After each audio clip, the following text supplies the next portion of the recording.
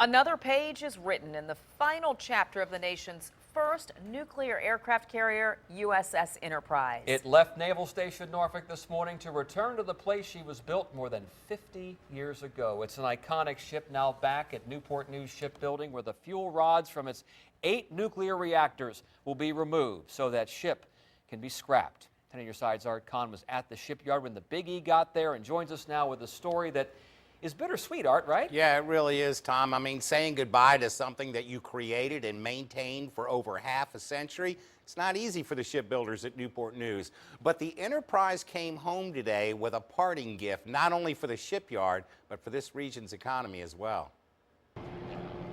Although this will be the last homecoming for USS Enterprise at Newport News, the ship will be here for a while as the people who built her now get Enterprise ready to be inactivated. This ship will leave here in 2016. So a lot of work for quite a long time for a lot of people. In fact, defueling the Enterprise will require the shipyard to expand its workforce.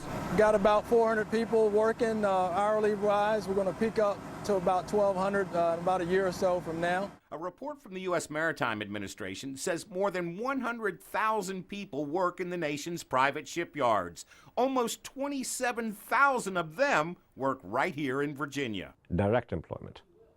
And I would suspect most of them, about 95, 98% of them, are in Hampton Roads. And in Hampton Roads, what's good for shipbuilders is good for all of us. These guys create jobs not only just in the ship repair industry, but all throughout Hampton Roads. And what's good for Hampton Roads is good for the national economy as well. I buy material from all 50 states, so the way I think about it, there's shipbuilders all over the United States. They don't have to be near the coast or in Virginia. In fact, the MARAD report found the industry supports more than 400,000 jobs across the country and generates almost $24 billion in income. Now, all I do is caution you. Remember, we're in year 1 of a 10-year sequestration plan.